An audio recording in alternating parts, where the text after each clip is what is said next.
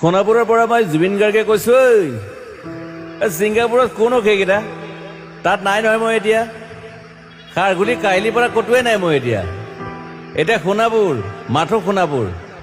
সোণাপুৰে মোৰ শেষ ঘৰ, শেষ মঞ্চ। এতিয়াৰ পৰা গান নাগাওঁ আৰু মই মাথো শুনিম।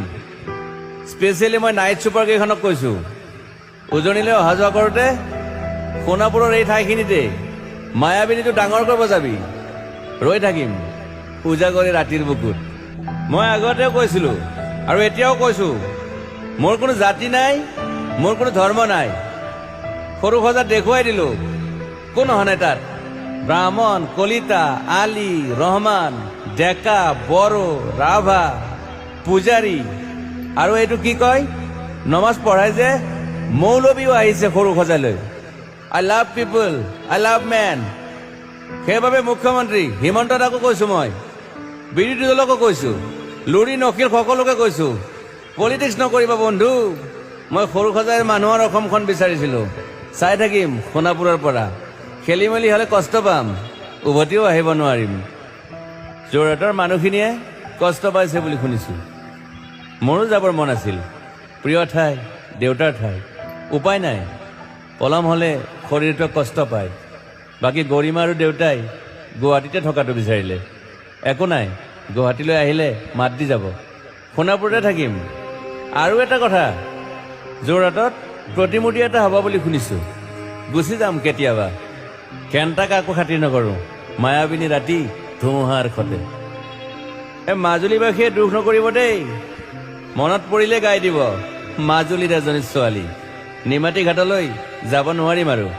একো নাই, মোক প্ৰতিটো বসন্ততে পাব অসমবাসীয়ে। শৰতত গাইছো, বহাগত গাইছো, ৰ'দত গাইছো, বৰষুণত গাইছো। দুখৰ গান, সুখৰ গান, শিশু, মুক্তি, মায়া, অনামিকা। মাথো নতুন গান গাব নোৱাৰিম। বন্ধ হৈ থাকিল চেলা সকলো। এতিয়াৰ পৰা আৰু শুনিম শেষ মঞ্চখনৰ পৰা। সোণাপুৰেৰে পাৰ হৈ গ'লে গাই যাব কেতিয়াবা ধুমুহাৰ খতে। মাজতে সাঁথৰ এটা কওঁ, ছিংগাপুৰত মহন্তদাই কোৱা মতে নৰ্থ ইষ্ট ফেষ্টিভেল আছিল। মই আগতেও কৈছো, সাগৰ মোৰ প্ৰিয়। সিদ্ধাৰ্থ, শেখৰ, মই একেলগে সাগৰ গলো। পিছত গম পালো খেন্থা মই মৰি থাকিলো বোলে। বাকী নাজানো ক'ত কি হ'ল। শেখৰো নাই, সিদ্ধাৰ্থো নাই। অকলে অকলে কফিন এটাত দিল্লী হৈ সৰু সজাই পালো।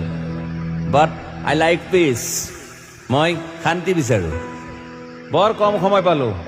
মন আছিল কিবা এটা কৰিবলৈ। উশাহটোৱে বন্ধ হৈ থাকিল সাগৰত। বাকী মোৰ দুখৰ মানুহজনী চিনি পাই নাই আপোনালোকে? য়েছ, গৰিমাৰ কথাকে কৈছো। মই নাথাকিলেও তাইৰ আৰু দেউতাৰ খবৰ ল'ব আপোনালোকে। মই নাথাকিলেও বিহু হ'ব লাগিব অসমত। চিধা কথা।